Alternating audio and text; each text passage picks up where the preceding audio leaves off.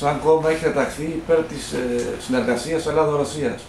Η Ελλάδα είναι νατοϊκό έδαφος. Η Ρωσία πώς μπορεί να βοηθήσει την Ελλάδα και τι δυνατότητες έχει γι' αυτό? Η Ελλάδα δεν είναι νατοϊκό έδαφος, η Ελλάδα είναι Ελλάδα. Κάποιοι άλλοι τυχώσανε μέσα στο ΝΑΤΟ. Εμείς είμαστε σαφώς υπέρ της επαναδιαπραγμάτευσης της σχέσης μας με το ΝΑΤΟ. Το Πατριωτικό Μέτωπο είναι επίσημα μέλος της Ευρασιατικής Ένωσης, αυτός που προτείνει ο Βλαντίμιρος Πούτιν.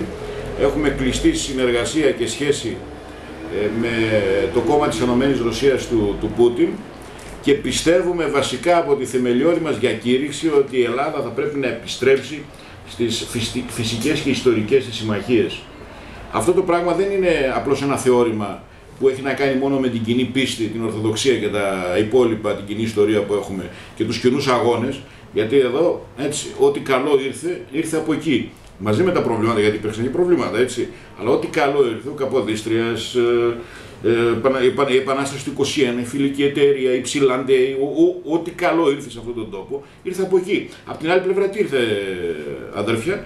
Τι ήρθε? Μικρασιατική καταστροφή, εμφύλιος πόλεμος, προδοσία στην Κύπρο, τώρα Goldman Sachs, μνημόνια και τέτοια. Έτσι. Άρα λοιπόν, εμείς λέμε ότι πρέπει η Ελλάδα να επιστρέψει στις φυσικές και ιστορικές συμμαχίες. Στην επιστημονική διάσταση, ως διεθνολόγος να μιλήσω τώρα, να σας πω ότι στο θέμα των συμμαχιών υπάρχουν δύο τύποι συμμαχιών. Οι τεχνητές συγκυριακές, όπως είχαμε τους Εγγλέζους στον Πρώτο Παγκόσμιο και καταλήξαμε στον εμφύλιο, και οι φυσικές. Λέει λοιπόν η επιστήμη, η πολιτική επιστήμη την οποία έχω σπουδάσει, ότι, και το ξέρουν όλοι έχουν σπουδάσει πολιτική επιστήμη, ότι όταν χτίζει συμμαχίες πάνω σε φυσική και ιστορική βάση, όπως είναι με τους Ρώσους, τους Ρουμάνους, τους Σέρβους, τους Γεωργιανούς, τους ομόδοξους λαούς, η πιθανότητα να πετύχει είναι πολύ μεγαλύτερη από τότε όταν στείνεις πάνω σε συμμαχίες αυτού του τύπου. Η τελευταία εξέλιξη, πήγαμε παρατηρητές στις εκλογές Οσετίας, όπως ίσως γνωρίζετε. Έχουμε συνεχείς και αλλεπάλληλες επαφές με τους Ρώσους. Οι Ρώσοι ενδιαφέρονται πάρα πολύ για την Βόρειο Ήπειρο και για το πρωτόκολλο της Κέρκυρας, την αυτονομία της Βορείου Ήπειρου δηλαδή. Και τώρα μας ειδοποίησαν ότι έρχονται μια ομάδα Ρώσων παρατηρητών, γιατί τους είπαμε πως δεν εμπιστευόμαστε καθόλου τους κυρίους αυτούς εδώ πέρα, οι οποίοι θα τα μαγειρέψουν τα πράγματα όσον ούπο. Θα το δείτε δηλαδή, θα το δούμε. Ότι θα τα μαγειρέψουν, και η τελευταία εξέλιξη των τελευταίων ημερών, 2 ημερών, ήταν πως έρχονται Ρώσοι παρατηρητές για τις εκλογές. Ίσως θα πρέπει να επιστρέψουν στις φιλοφρονήσεις του κυρίου Ευθυμίου, ο οποίος κατήγγειλε με σφοδρότητα την παραβίαση των δημοκρατικών διαδικασιών στη Ρωσία. Να δούμε τώρα λοιπόν τι δημοκρατικές διαδικασίες και τι αποτελέσματα θα μας βγάλουν την Κυριακή των εκλογών οι κύριοι αυτοί. Η σχέση μας με τη Ρωσία είναι σχέση φιλίας, αδερφοσύνης αλλά και ρεαλισμού. Δεν έχουμε ψευδαισθήσεις στο μυαλό μας. Δεν πιστεύουμε ότι θα έρθει κάποιος να μας σώσει.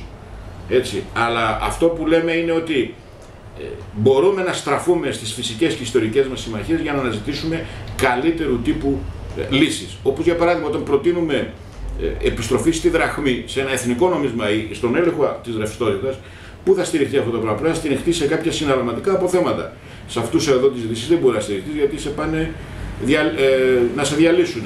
Η Ρωσία το συζητάει αυτό το πράγμα, να στηρίξει δηλαδή την πιθανότητα του εθνικού νομίσματος στα συναλλαγματικά της αποθέματα που έχει. Αυτό είναι μια εγγύηση σταθερότητας του νομίσματος. Η Ρωσία συζητάει το ενεργειακό κομμάτι, να στηρίξει την Ελλάδα στο τεράστιο ενεργειακό πρόβλημα που έχει. Ξέρετε για τον Μπουργκάς Αλεξανδρούπολη. Η Ρωσία λοιπόν από την πλευρά της έχει κάνει κινήσεις. Εμείς τι κάνουμε? Αυτό είναι το ζητούμενο. Το Πατριωτικό Μέτωπο είναι το μοναδικό κόμμα, κίνημα που έχει αυτή την κατεύθυνση μέχρι σήμερα. Δεν έχουμε καμία αρνητική εικόνα από τους Ρώσους, αν και το σύστημα το οποίο χρησιμοποιούν οι Ρώσοι, αυτό το συγκεντρωτικό, δεν έχει καμία σχέση με το απόλυτα δημοκρατικό που έχουμε εμείς. Οι άνθρωποι δεν μας έθεσαν σε καμία στιγμή όρο να μας πούνε ότι εμείς θέλουμε να είναι η πολιτική σας, ξέρω και εγώ, διάσταση και σκέψη έτσι. Επαναλαμβάνω, δεν ταιριάζει καθόλου το σύνταγμα το οποίο προτείνουμε εμείς με το σύστημα το οποίο έχουν σήμερα οι Ρώσοι. Και προς τιμή τους δεν μας υπέβαλαν ποτέ καμία πρόταση σε αυτό το πεδίο.